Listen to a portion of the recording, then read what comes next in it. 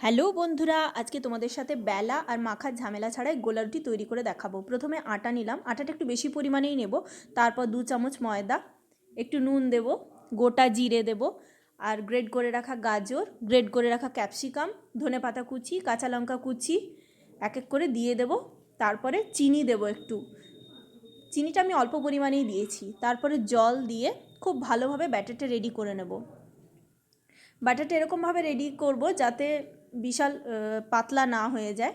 এরপর পেঁয়াজ কুচি উপর থেকে ছড়িয়ে দেব। তারপর খুব ভালোভাবে ব্যাটারটা মেখে নিয়ে গ্যাসে তাওয়া বসিয়ে আমি অল্প অল্প তেল বুলিয়ে একটা একটা করে গোলা রুটি আমি আস্তে আস্তে ভেজে নেব।